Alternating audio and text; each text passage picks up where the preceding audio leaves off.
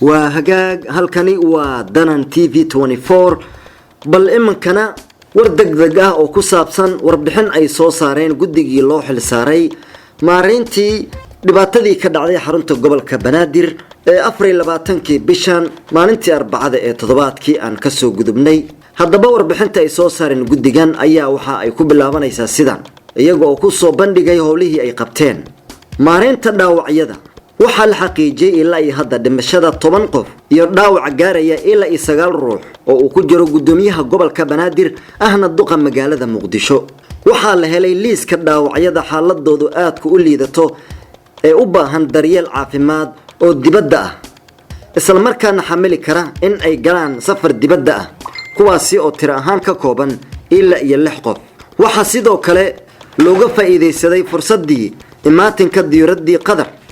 in dhaawacyo kale oo dad kale oo horey ugu dhaawacmay qaraxyo ka dhacay gudaha dalka diyuuradaasi lagu qaaday kuwaasi oo tiro ahaan gaarayay ilaa 12 ruux isla markaana ku kala dhaawacmay qaraxyo ka kala dhacay Kismaayo Muqdisho Boosaaso waxa isla habeenkii loo sameeyay baasabooro ay ku safraan dhaawacyadii dibadda loo qaaday tirada dhimashada ee la xaqiijiyay waa ilaa 10 waxa la qorsheeyay sidii loo heli lahaa xiriirka ehelada dadka geeriyooday iyo kuwa kale ee dhaawacmay ee la tacaalayo Allah u naxariiste waxa lagu aasay 9 kamid ah dadkii ku geeriyooday weerarkii ka dhacay xarunta dawladda hoose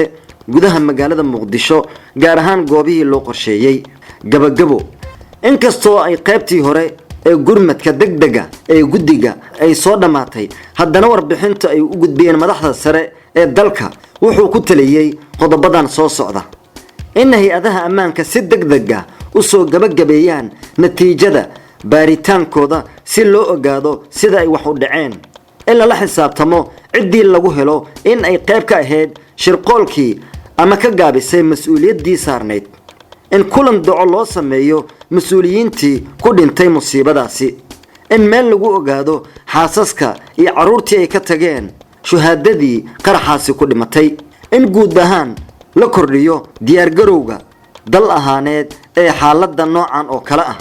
قدقا أيا قدام بين ومهد عليي دولة قدر oo si degdeg ah gurmad ugu fadisay mas'uuliyiintii iyo dadka kale ee ku dhaawacmay qaraxii xarunta gobolka Banaadir sidaas ayaa lagu soo gabagabeeyay warbixintii ka soo baxday guddiga loo xil saaray musiibadii ka dhacday